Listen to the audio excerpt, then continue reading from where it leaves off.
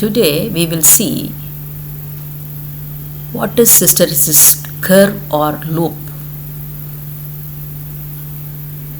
This hysteresis curve or loop is nothing but BH curve or MH curve. As you know, B stands for magnetic induction, H is the magnetic field.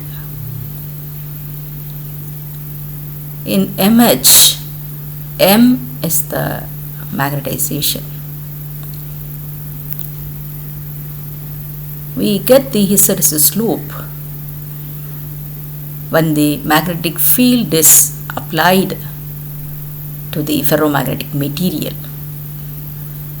When the ferromagnetic material is subjected to magnetization and demagnetization by using the applied magnetic field,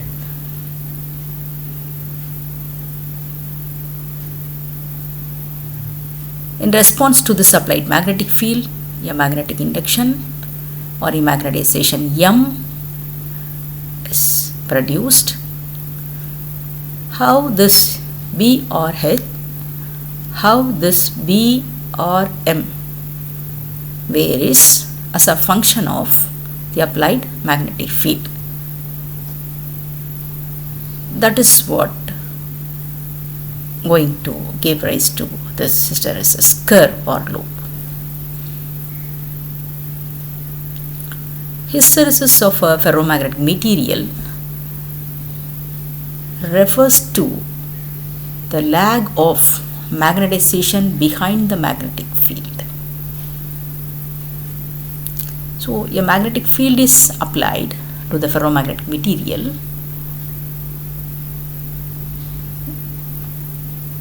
So, the material gets magnetized. If the magnetic field applied is removed, we expect the material to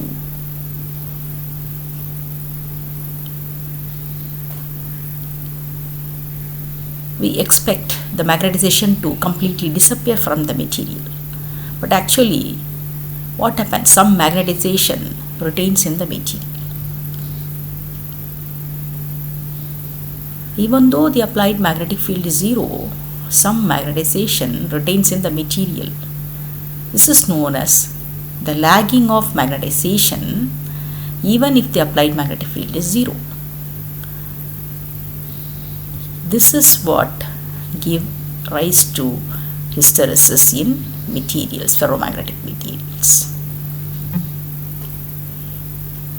So, hysteresis loop is a curve showing change in magnetic induction or magnetization of ferromagnetic material with an external field. How does the magnetic hysteresis loop looks like? This is the hysteresis loop. Along the x-axis, applied magnetic field is shown. For the given magnetic field, the magnetic induction or magnetization produced in the material is measured and it is along the y-axis, plotted along the y-axis. Now in this plot we can see that the magnetic field applied increases from 0 to some maximum magnetic field. Then it will be again reduced back to 0. Then the magnetic field will be increased from 0 to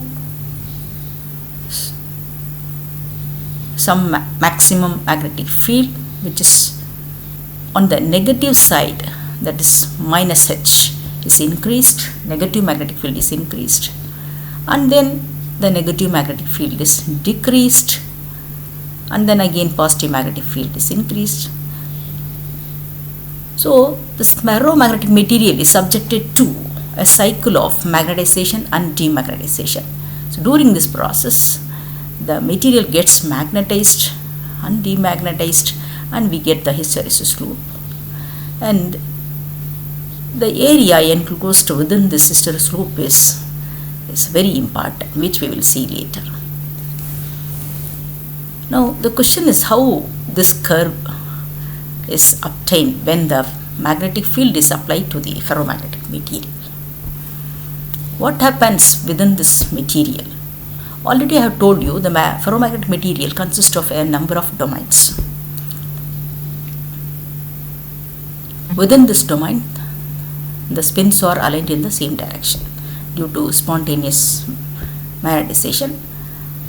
The spin alignment is in the same direction in each domain. That is due to the exchange coupling because of the exchange energy between the atomic dipoles within this domain. Already I have explained all these things. Now you can see some arrow marks indicating different parts of this curve. All these three arrow marks indicating these three parts are very important. In this curve we can see O as origin. From O the curve moves towards A. Up to OA there is a small part of the curve. Then from A to B there is another part of the curve. This part of the curve is generated during high magnetic field. OA is generated for a low magnetic field. AB is generated for a high magnetic field. Then when we reach the point B, you can see that this B or M that reaches the maximum value. Beyond this point, even if you increase the applied magnetic field, B is not going to, this induction B or M is not going to increase. That is going to remain the same. It means that B or M has reached the saturation value. This is said to be the point of saturation. After this point, if you reduce the applied magnetic field, what happens? If you reduce the applied magnetic field, the curve takes this path and it reaches the point C. At this point C, there is a magnetic induction B. Even though the applied magnetic field is 0, here H is 0 but B is not 0. So even though you have removed the field completely, applied magnetic field is removed completely, some magnetization or magnetic induction retains within the material itself. And this property is known as remanence, and the value of induction that retains within the material is measurable, and this quantity is known as retentivity. Now here H is 0, applied magnetic field is 0 at this point. Now if you increase the negative magnetic field, what is going to happen? If you increase the negative magnetic field, you can see that the value of BR, retentivity, decreases, and at this point this B is 0, induction is 0, magnetic induction is 0. Magnetic induction B is 0 for a particular value of negative magnetic field. So this negative magnetic field at which the magnetic induction is 0 is known as coercivity or coercive field. This coercive field is low for soft magnetic materials, it is high for hard magnetic materials. So depending upon that, the curve, this hysteresis loop is a thin loop or a fat loop. We also call it as a wide loop. Fat loop case also known as wide loop. So here you can see that corresponding to this OA, you can see one red arrow mark. This explains about this point.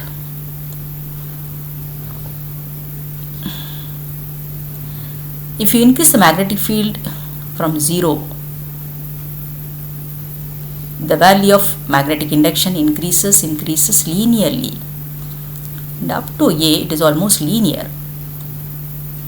So at this point A, if you reduce the magnetic field to 0, then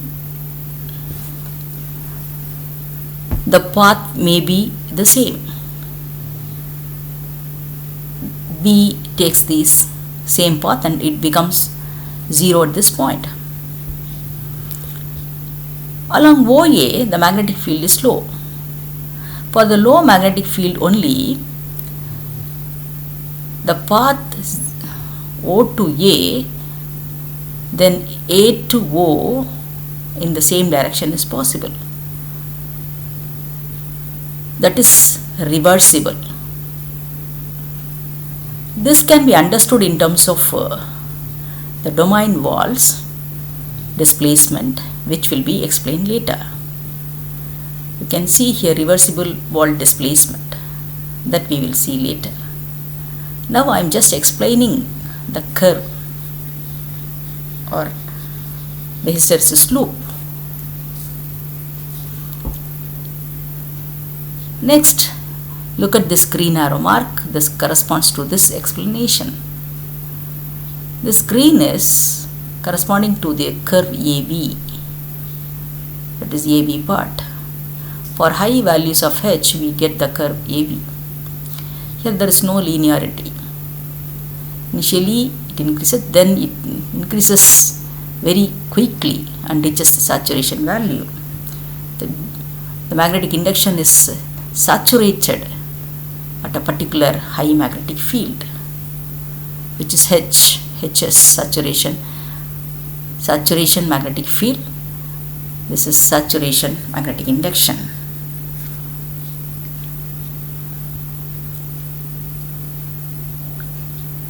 Along AB, the domain balls are irreversible. That is, domain balls cannot go back to their original position. Again, this part I will explain later. For high values of H, which is part AB, the domains rotates. Domains rotate. So again, this part will be explained later.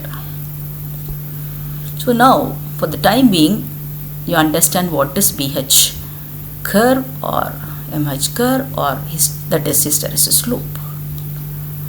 So the important parts of the hysteresis loop are saturation magnetization or saturation magnetic induction. Then at this point C, retentivity. At this point D, coercivity. This retentivity, coercivity and the saturation magnetization, these three are very important parameters of ferromagnetic materials or ferrite materials. Now we will go back to the slide.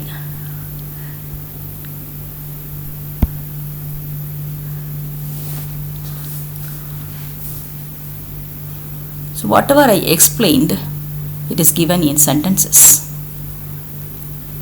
Once magnetic saturation has been achieved, already I told you about saturation. When it is achieved, a decrease in the applied field back to zero results in a macroscopically permanent or residual magnetization known as remanence. MR in the plot I showed as BR, that is remnant magnetic induction. Here M is remnant magnetization. The corresponding induction BR is called retentivity or remnant induction of the magnetic material. The magnetic field strength needed to bring the induced magnetization to zero is termed as coercivity Hc. This must be applied anti-parallel to the original field, that is, it is a negative magnetic field. Further increase in the field in the opposite direction results in a maximum induction in the opposite direction. the field can once again be reversed and the field magnetization loop can be closed. This loop is known as hysteresis loop or BH plot or MH plot. So the loop is closed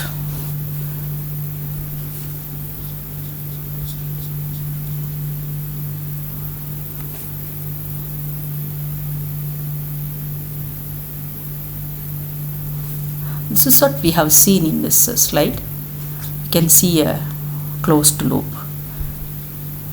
So where if the negative magnetic field is increased further, the curve takes this path, and if negative magnetic field is decreased to 0, you can see the reversal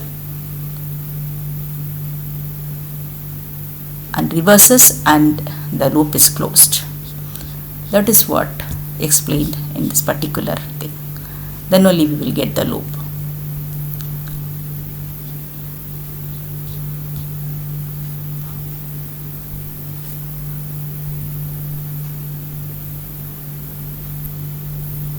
Ferromagnets are classified as soft and hard magnet. A wide loop is good for permanent magnets since it is hard to demagnetize them. A narrow loop is good for transformer cores. A wide loop, if you take the wide loop, it has high coercivity. Narrow loop has low coercivity. Wide loop is a fat loop, narrow loop is a thin loop. Next, we will understand the formation of hysteresis loop based on domain theory. Because ferromagnetic material consists of domains, if we apply the magnetic field to the ferromagnetic materials, the domains will be disturbed. The disturbance of domains is nothing but the magnetization. Within each domain, we see the magnetic dipoles aligned in the same direction, that is, spins are aligned in the same direction. So when you apply the magnetic field, these domains are disturbed means the spin alignment within each domain is disturbed. So this process is known as magnetization. This could be understood from the domain theory. So let us go to the explanation. The phenomenon of hysteresis can be explained with the domain theory. A region in the ferromagnetic material where all the magnetic moments are aligned in the same direction is called domain. This is explained already. One domain is separated from the other domain by means of a wall known as domain walls or domain boundaries. These boundaries are known as block walls. Block walls or domain walls are nothing but narrow zones in which direction of the magnetic moment gradually and continuously changes from one domain to the next domain. The domain walls may consist of few hundred atoms. Next we will see the domain wall and the thickness of the domain, how the spin direction changes along the domain wall.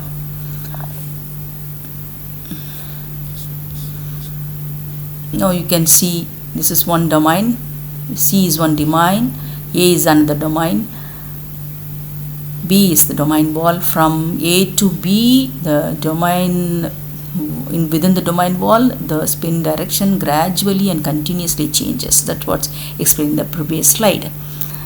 Then the same thing is illustrated with some other diagram where you can see the turning of the spin from one domain to other domain clearly. Now look at this picture where there are several domains. There are about 5 domains. 1, 2, 3, 4, 5. 5 domains are shown. Within each domain, all the magnetic dipoles are aligned in the same direction due to exchange coupling, that is exchange energy. So for any action there should be energy. Here this action should take place means it consumes some energy. That energy is known as exchange energy. That is due to the interaction between the magnetic dipoles, that is atomic dipoles we call it.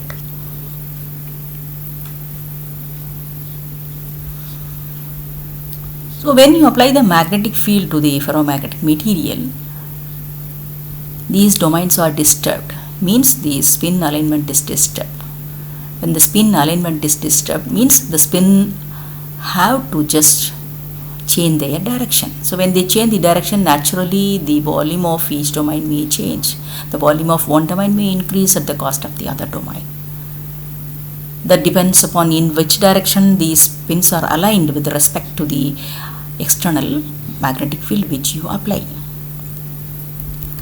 And thus the process of magnetization takes place when you apply the magnetic field. There are two mechanisms which are responsible for the magnetization to occur in the ferromagnet, giving rise to this ferromagnetic hysteresis law.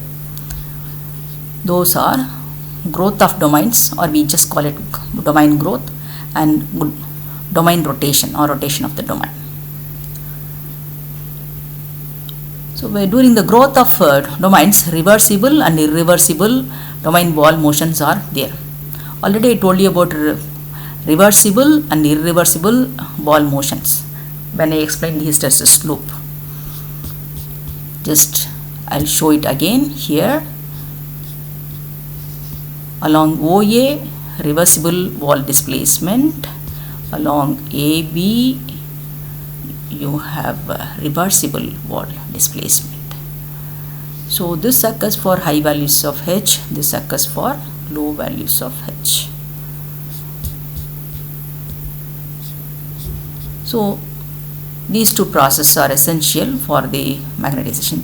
Due to these two processes only magnetization takes place in the ferromagnetic material when you apply the magnetic field. Next we'll see the magnetic hysteresis on the basis of domain theory. This might be a repetition, but we have to do this, then only we can relate the magnetic hysteresis with the domain. When a weak magnetic field is applied, the domains that are aligned parallel to the field. Note the point. When a weak magnetic field is applied, the domains that are aligned parallel to the field and in easy direction of magnetization, they grow in size at the expense of less favorably oriented ones. So when you apply the magnetic field, those domains in which the spins are aligned almost closer to the applied magnetic field, they will start reacting. They will be disturbed first. So their direction may change and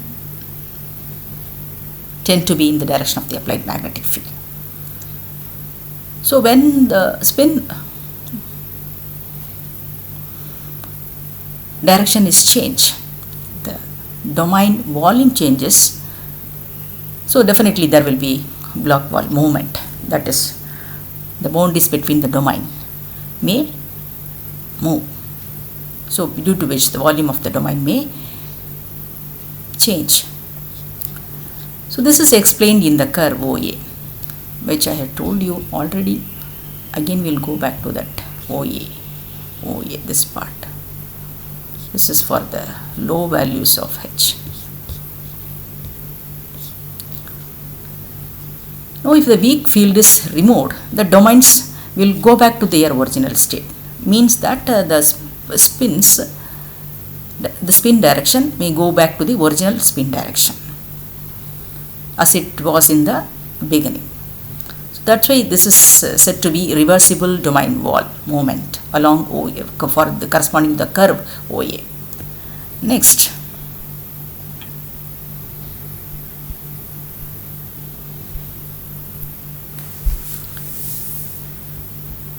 we will see what happens further.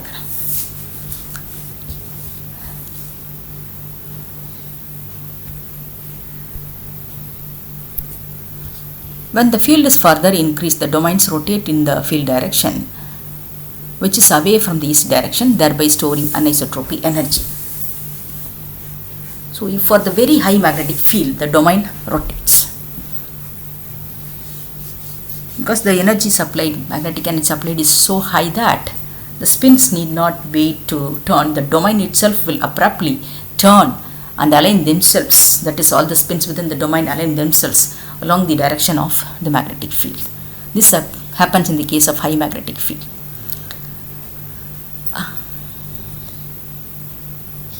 Once the domain rotation is complete, the specimen is saturated. The saturation point is B, that is explained.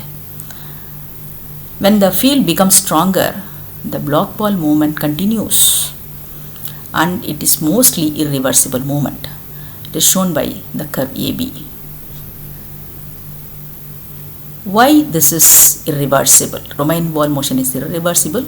The motion of the balls is strongly influenced by the defect or impurities in the sample. The motion of the domains away from the defect is not reversible when an applied magnetic field is reversed. At the point B, all domains have got magnetized along their EC directions.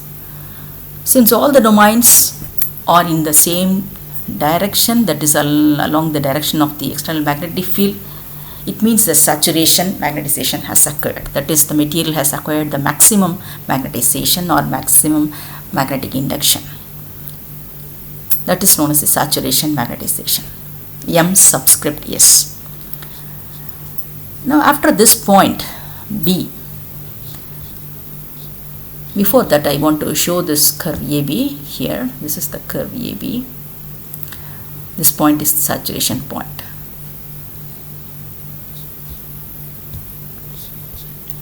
On the removal of the field, the specimen tends to attain the original configuration by the movement of block walls.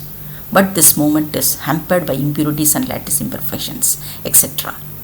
So, if you gradually reduce the magnetic field to 0, the domains will not go back to their original position. So, due to which there is a lagging behind. What is lagging behind? Magnetization is lagging behind, which is known as retentivity.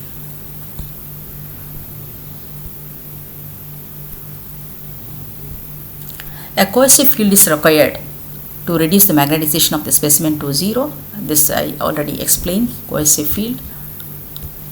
This is cohesive field. A negative magnetic field to bring this BR to 0. That is retentivity to 0. The amount of energy spent in this regard is a loss enclosed by BH curve. So, if you take the ferromagnetic material, it is magnetized and demagnetized. First, magnetic field is applied from 0 to H, then H to 0, then 0 to minus H, then minus H to 0. So, magnetic material is taken through a cycle of magnetization and demagnetization. We get a hysteresis loop. Within that there is an area covered. So, some energy is stored in this material, which we call it as retentivity. So, magnetic energy is stored. That is, the magnetic energy that is given is within the material, which is considered as the loss. That loss is measured by the area enclosed by the BH curve. Hysteresis loss is the loss of energy in taking a ferromagnetic body through a complete cycle of magnetization, and this loss is represented by the area enclosed by the hysteresis loop.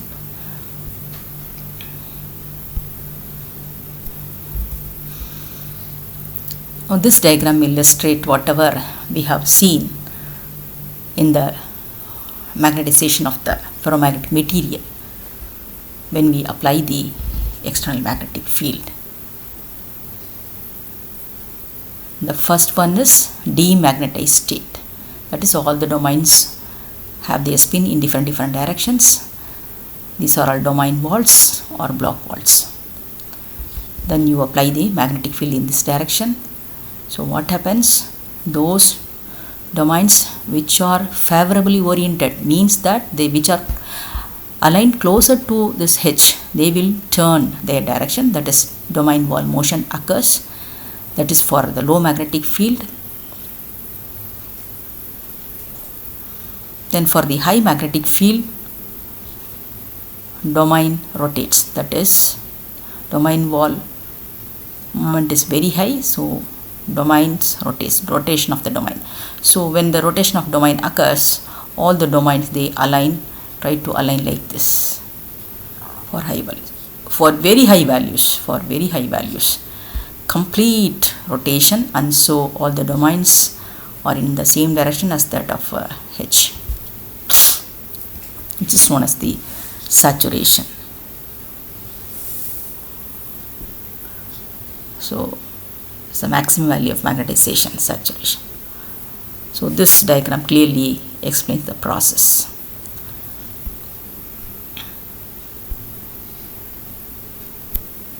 Next I will explain about domain theory.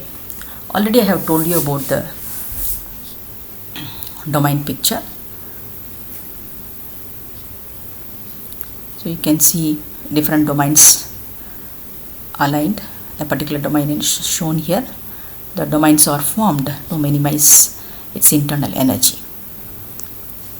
I will explain about this domain theory in my next lecture.